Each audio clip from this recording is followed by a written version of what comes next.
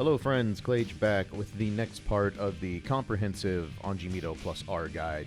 Today we are going to talk about meter usage and what you can do with your meter, what you should most likely be spending your meter on, and how to best utilize one of the most important resources in Guilty Gear or in any fighting game in general, and use your meter properly. So, in general, Anji is a fairly meter-hungry character.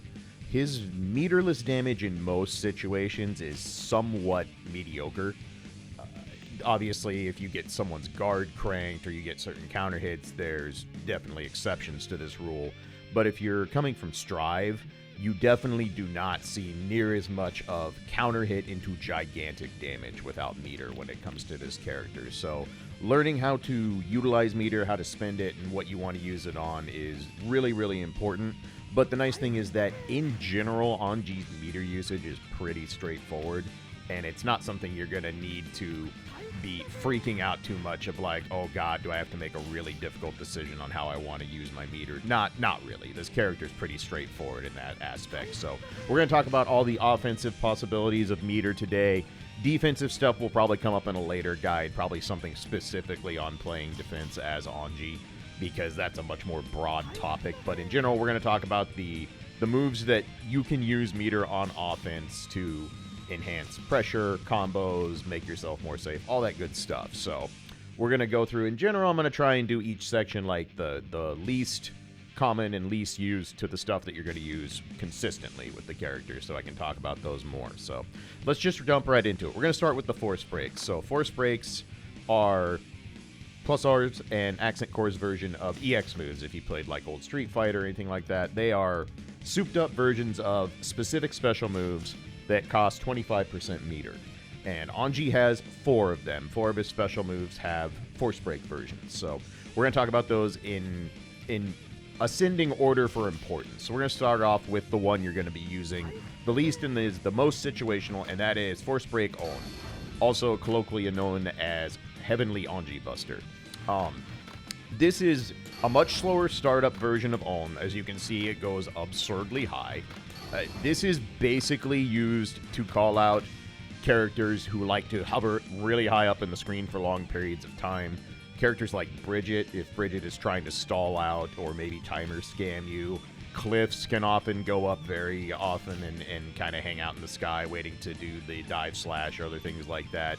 But this is a very, very specific call-out kind of thing, and you're not going to use it terribly often because, one, it doesn't set up knockdowns nearly as good as regular On does, and 2, like I said, it's very slow to start up. So this is one of those, you can do some stuff towards the end of rounds, doing stuff like force break butterfly, which we'll talk about more in a second, but you can do stuff like this, like cover horizontal space, and if somebody tries to jump over it, you can try and snatch them out of the air to end the round, that kind of thing. Something important to note about force break on is that, unlike regular on, you actually are not locked out of your air actions when you're done. You can air dash after this. So if we go up and we yank Soul out of the sky here, if you're really fast, you can air dash after this in combo. So there is that. You can do some pretty amusing and pretty creative combos with force break on, but in general, it is not a force break you're going to be using very often. It is very much this character won't stay off the top of the screen.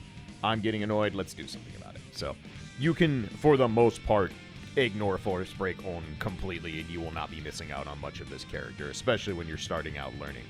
Next, so I haven't talked about autoguard yet. There will be a full autoguard guide, but since we're talking about meter here, I do want to mention that there is a force break version of Kou in this game, the punch autoguard counter. So if we do autoguard into regular punch, we get Kou, much different version than what you're used to in Strive if you've been playing that first, but Kou is very good in this game. It's a hard knockdown. It builds a obscene amount of meter.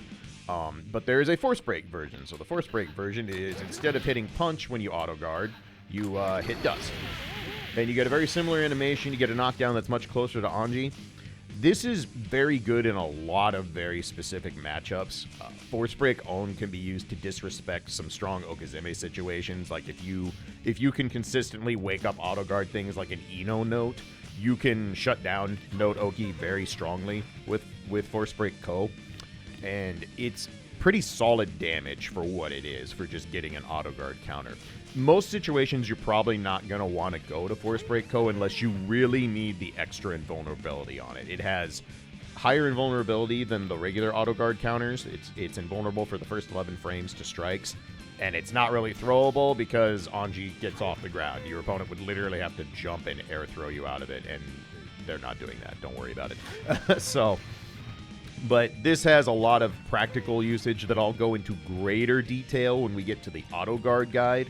The other important thing to note is, much like Force Break On, you are not locked out of your air actions after this. So if you do an auto guard and it gets blocked, this is by far a lot more safe to get blocked than Punch Kou. Punch Kou, you're gonna float down to the ground. You're gonna get hit. Like, you don't get to do anything after it unless you roam and cancel it. Force Break Kou, I should say, you're safe. You can air dash away. You can try and do a jump in, all kinds of stuff. So it is a very safe move as long as you do not get air thrown somehow out of it, which I can't really think of a situation where it's ever happened to me. But solid Force Break, but again, one that you're going to use very niche situations early on. So don't worry about utilizing it too much while you're first learning the character. It's definitely something you can add in when you get more comfortable with Force Breaks and playing the character in general. Next, Force Break Butterfly. So obviously regular Shitsu works this way. Force Break Butterfly, longer startup, longer recovery, so it's a little bit more difficult to set up good meaty situations afterwards. But the important thing that Force Break Butterfly does is that it is an overhead when it comes down on their head. And what this means is you can create unblockables with Anji. So if we go grab Soul here and we set him to crouch, and we're going to set him to guard. Let's do guard all. That should be fine. So I believe the AI can block quote-unquote unblockables, but let's do a quick test here. Yeah. So the AI actually knows how to block this. So instead, what I'm going to do is we're just going to let's program the dummy to just sit back and block. That'll be a lot easier. So why don't you stand, and we're gonna record, and I'm gonna have you block this way. And we're just going to hold this for a long time. This will work as a way better way to show you. One of the only downsides to going back to an older game like this is you don't have quite the robust options for recording and stuff like you do in Strive, but this is still a very, very strong training mode. So if we go ahead and program Soul here, so I'm going to have him start blocking. I need to actually throw him if we're going to do this. So throw. There you go. It's an overhead. You get to combo out of it if you do it right. You can do really solid damage because they're going to block the initial hit or two before the overhead comes down. And I will do a much more in-depth explanation on how to really use Force Break Butterfly, what matchups it's really good in, what matchups you do not want to use it in when we do the Okazeme video, part of the guide. And that will be down the road as well. And I know I'm consistently going, hey, I'll talk about this more later on, but again, the whole point of this guide is I want to make it very easy to go look and check out exactly what people are looking for and not get overloaded with information on each topic. So the topics that need really in-depth stuff like Okazeme, like AutoGuard, they will get their explanations, I promise you, but I really want to space this out and make it easier to digest for people who are picking up Anji in this game for the first time. But in general, Force Break Butterfly, if you can set it up and know you can get the unblockable, it's very strong. Obviously, unblockables are very, very powerful, especially in Guilty Gear. The thing to remember is that if your opponent has burst, if they have 50% meter to dead angle out, there's a lot of situations where people will just spend their own resources to negate your unblockable. Now, if you spend 25% meter and force someone to burst, or force someone to spend 50% meter, net meter gain in terms of the overall game state to you, which is not a bad thing. But in general, if you're going to try and set up Force Break Butterfly, you want it to count. You want to get that unblockable, cash it out for big damage. So more details on that will be coming, but just know in general, if you have the right knockdowns and setups, you can in fact do unblockables into full combos into another knockdown with Anji. It's very, very strong, and yeah, we'll kind of show how that all comes together once we start getting into the later guides. So that covers that. The big one, the one that is, this is your primary use of meter. This is what you are going to be spending meter on constantly, and that is Force Break Rin. So Force Break Rin is incredibly powerful. Really, really, really, really strong move. It has invulnerability pretty much from the get-go on the start. Or not invulnerability, autoguard, pardon me. It has autoguard from frame 2 on for, I believe, 18 total frames. So it autoguards forever. It's a high autoguard. People can use a low and they'll swat you out of it, which has always been, you know, the counter to Rin. But this move is also +5 on block, so if you do get someone to block it, you get to continue pressure. Absolutely. It is still your turn. You know, invulnerable moves, reversals, and stuff can still go through it, but +5 is very, very good, and at that point, you probably crank someone's guard quite a bit, which is quite nice. This is also invulnerable to throws. No one's going to throw you out of it. It's technically throwable on frame 1. If you get thrown out of Rin on frame 1, you're doing something wrong. So you're spacing things and doing things in a way that's not cohesive to you. So don't worry about getting thrown out of this move. As a block string, as a pressure tool, this is very flawed. Good players who know how to watch for the flash on this, because this is the only force break option that Anji has after Fujin. Good players will just start hitting you with a low out of this and counter hitting you. So do not spend the early part of your learning with +R Anji thinking that all your block strings need to go into Fujin into Force Break Rin, because that will come back to bite you very, very hard. You can slip this in with a delay once in a while to try and steal a turn and continue pressure. That is a very valid thing to do, but doing this for pressure and block strings is a very, very sometimes food kind of thing. You do not want to lean on this to create your pressure with Anji. It will get you in a lot of trouble. But more importantly than using it as a pressure tool, the thing that makes Force Break Rin incredible is that it is Anji's main source of extending his combos and doing real damage and getting corner carry. So, in general, if you combo in the Fujin, you do Force Break Rin, you can juggle into full knockdowns on almost the entire cast with no problems. And for people who've been asking about like combos and stuff, after this guide, part 4, I'm going to do the combos. I'm going to do bread and butter, teach you all about how Anji does combos in this game, do stuff that I'm sure people are going to find a lot more fun than these long-winded explanations about each of his moves and how they work, but I want to at least get the template built for how all his tools work before I try and show you how to do combos with him. But next video will be on combos. But yes, Force Break Rin, this is your go-to combo tool. And for 25%, you get very, very solid damage. You get consistent knockdowns into good butterfly Oki. So Force Break Rin is an incredible combo tool. Very, very strong. It also will auto-bait burst because of the auto-guard on it. People cannot burst this move. They will die for it. It also will auto-correct. So if somebody hits you during the animation and triggers the auto-guard, Anji will actually, if they're on the other side, let's say, you know, Soul, like, air dashed over us and managed to do something, you know, like go over here and then does stand heavy, right? If he swings into the auto guard and we're going this way, when that auto guard happens, Anji is literally going to stop what he's doing and swing the fans back to the other way, and it will auto correct and start swinging towards Soul. It's a really janky looking animation, and it catches people off guard all the time. Very, very strong thing to have access to. So it's very good for catching jumpers. You have to air FD it. It's considered a grounded move. It always gives a ground bounce no matter what type of hit it is. Doesn't matter if they're in the air, on the ground, counter hit, non-counter hit. It's always a ground bounce. You always get to combo after it. And even if you can't combo after it because of a really far-reaching hit or something, it's a hard knockdown. People cannot tech out a Force Break Rin, pardon me. So this is going to be your primary meter dump. This is the tool that makes Anji really good in this game in terms of his ability to cash out damage and his ability to corner carry. Anji has some of, if not the best corner carry in the entire game, because he can take basically any character coast to coast with his basic combo structure. And the really important thing to note is that a very common pitfall people get into early on is doing double force break Rin combos. You don't want to do that. You want to limit your usage to this of one force break Rin unless there are very specific situations where you can kill someone.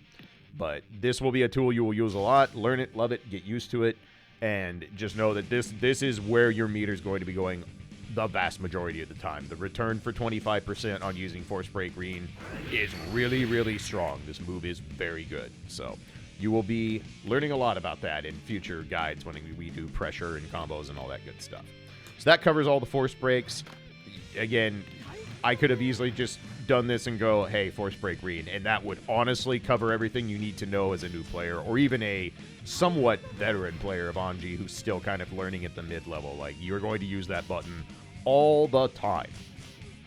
And for force breaks, if I didn't mention it, you do force breaks by doing dust instead of the button that's associated with the special move. All the motions are the same, so Owen is a dragon punch. If you do force break on, you do it with dust instead of heavy slash. That applies to everything. Same for force break butterfly, force break Rin. You're just hitting the dust button instead of the button that you normally use to activate that special move. So really easy to kind of grab your mind around. Force breaks are not terribly complicated. Some characters have some pretty complex ones. Anji's, again, fairly straightforward and pretty easy to apply. Next, I talked about FRCs briefly in the specials section. I just want to go over those again real quick for showing what is worth learning early on for FRCs and what are worthwhile uses of your 25% meters. So, as talked about last time, FRCing on, just learning how to do this consistently. If you're going to learn one FRC, this is the one to learn. Because doing this is a built-in option select for the move when you're comboing into it. It will auto-bait burst if you can consistently do that FRC. And it's not a terribly hard one to learn. It's pretty easy to ingrain into the muscle memory. So that one is very, very strong. I talked about forward heavy, using this to sneak in like late throws or steal a round like that. This one is a little trickier to use because it's so late. You have to delay this way longer than you think you do. But that's a nice like situational kind of sneaky, gimmicky, get a throw FRC. Not something you're going to want to use often, but if you really need to get a knockdown or a throw will kill someone, that's a real sneaky way to get it in if you're doing pressure. Other ones, kick stomp, as I talked about. This one is very useful in a lot of okizeme situations. Mixing up and going into throws, this is very good. You can do some pretty janky double overhead setups with this. And this is another one that's fairly easy to learn once you get the timing down. You just kind of watch for Anji to hit the peak of his jump up before he brings the stomp down.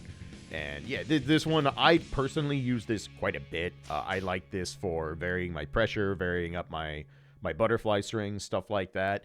I honestly probably use this FRC a little too much.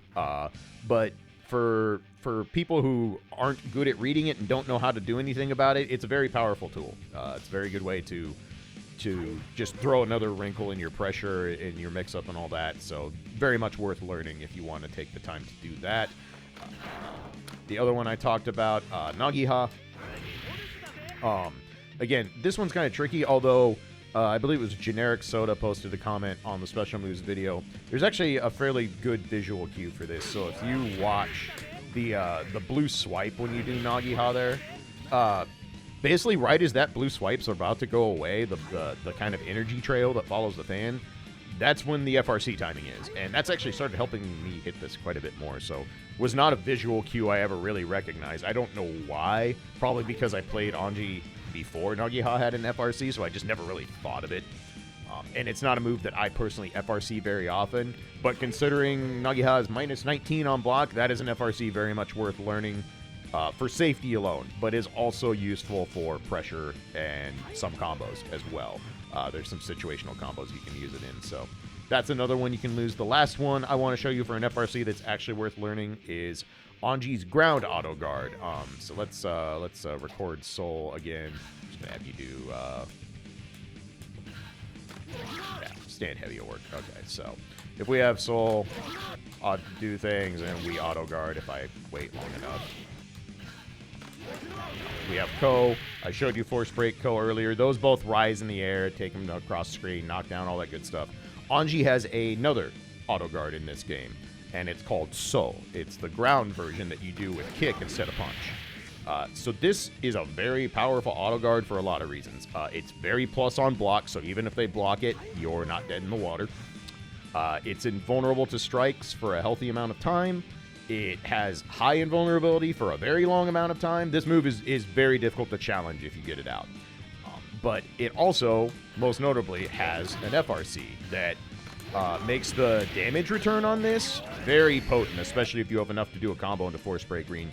You can consistently get 180 damage off a confirmed soul if you have 50% meter. Even with just 25% meter, you can do 120, 140 damage and still get a solid knockdown if you do things right. So that's an FRC worth learning. Again, we'll go over auto guard in greater detail when I do the entire auto guard guide, because it's definitely more complex in this game than it is in Strive, and there's a lot of nuance to talk about with it. So look forward to that. But that is another FRC very much worth learning, because you can get some very high return damage for having a good read into So for your auto guard. So the other FRCs Anji has are pretty much either extremely niche, like situations that almost never come up, or they're gimmicky in general. I talked about like fan needles having an FRC. Like, this is not something you're going to use very often. If you really think you've made a mistake going to fan needles, by the time you've realized it, you probably passed the FRC point, and there's not really any cute gimmicky setups you can do with that. That one's pretty safely ignored. Forward kick, you don't really have a lot of reason to FRC this. You're looking to auto guard with this move to go into your auto guard counters. You can pretty safely ignore FRC on forward kick. And then, ironically enough, Force Break Own has an FRC that is funny but not very useful. But if you ever feel the need to really, I talked about Anji's super jump and how good it is, how far it travels this game. Well, if you want the Omega version of Anji's super jump, you can do FRC Force Break On and just rainbow across the entire screen. It's not particularly good or useful, but it's a thing you can do, so don't worry too much about that. That's an FRC on a move you're not going to use much in the first place, and you're definitely not using the FRC if you're trying to use Force Break On. So that covers all the FRCs that you really need to worry about. And again, don't feel intimidated or pressured to grind FRCs into the ground when you're first starting. That is something you can add later in your game quite easily. Even On, as good as this FRC is and as powerful as it is having that built-in option select, you don't need that right away. That's not something you're going to need to have hammered into your muscle memory to play the characters. So don't let FRCs deter you from getting better at the game and learning more about Anji. Next, we're going to talk about Anji's Overdrives. He has 3 supers in this game. So ironically enough, the first one we're going to talk about is the one you're going to use by far the least, and that is Kachoufuugetsu. Kachoufuugetsu is not like it is in Strive. It is not something you can activate in neutral and have people swing into. You can only go into Kachoufuugetsu when you are auto-guarding. You have to be in the middle of auto-guarding a move, and it's just half circle back instead of half circle back forward like it is in Strive, but it's a little different in this game. So if we do Soul and actually auto-guard well, if I could actually do a half circle back today. There we go. So he goes in the full thing. This, in general, is not very good in Plus R. It doesn't do nearly as much damage as it does in Strive. It is a guaranteed hit after the flash. If you auto-guard it and they're in the middle of something, they are hit. They are definitely going to take the hit if they're close to you. But this is pretty much only used as I have an auto guard read and I know this super is going to kill and I want an unburstable way to finish the round. And that is not a terribly common situation because, again, Kachoufuugetsu just doesn't do that much damage in this game. So extremely niche use in this game. You are not going to rely on Kachoufuugetsu. It also does have an FRC before the 4th hit. If you can hit that consistently, if you have 75% meter, you can do some pretty good damage because you can FRC it into like a punch stomp. Let's see if I can actually hit that here. So you can do stuff like this. Can't believe I hit that first time. I haven't tried that FRC in like a year. But so that is very solid damage, but it's 75% meter, and you have to have an auto guard read first. not super practical, but it's there. So that is a way to get some extra damage for an end of a round to execute. So, but in general, you can almost completely forget that Kachoufuugetsu exists in this game, especially with the existence of Force Break Kou. For half the meter, this is very good damage, is way safer to try and get out, and is just more practical in almost every situation. Kachoufuugetsu, meter is precious to this character. Anji chews through meter in this game, and 50% on your autoguard counter super usually is not a very good return on that investment. But, like I said, you have a read on someone, you autoguard them, you know it's going to kill. Cool, Kachoufuugetsu is there. Perfect time to use it. Next, Tenjenkyaku. So Anji actually has a charge move in this game, a flash kick motion. So charge down, up plus kick. He does a super version of the stomp.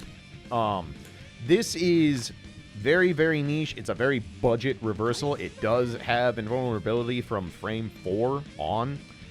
And after the flash, if they're doing something, they're going to get hit. But this is very slow. It has like 8 frames before the flash.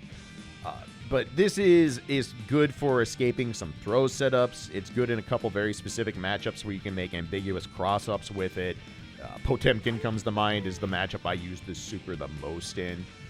And it also, if you spin them into the corner, you can actually do some pretty weird pickup combos with this. They're actually considered OTG status when this hits, which is very strange, but that's going to spin it out. Yeah, you got to hit on the other side.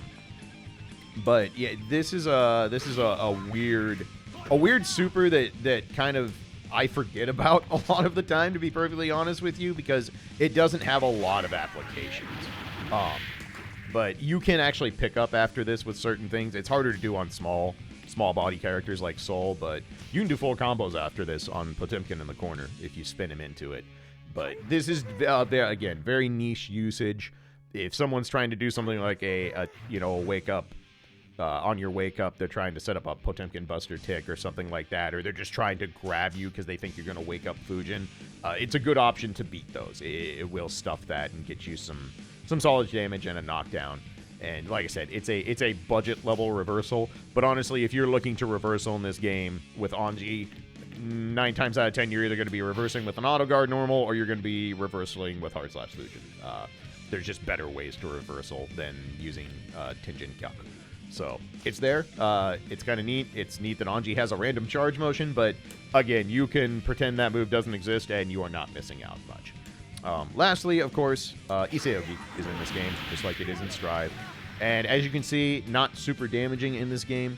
Issei Ougi is a lot like it is in Strive. It is mostly used as a way to perform end-of-round executes when you need to kill someone and make it burst safe. The nice thing about Issei Ougi is that it's easily comboed into out of Uln. So this is back-to-back burst save things that can tack on a healthy amount of damage. And so that's a great way to end rounds without having to worry about burst. That's a very common way to get that last, 5% of someone's bar off. Because even if you're at max scaling, it does a lot of hits. So you're going to do, 20, 25 damage at minimum with Issei Ougi because of its minimum scaling and all that. So you can take off that last little sliver of meter that you need to get the round and execute someone. And that is the main use. You're never going to use this in pressure.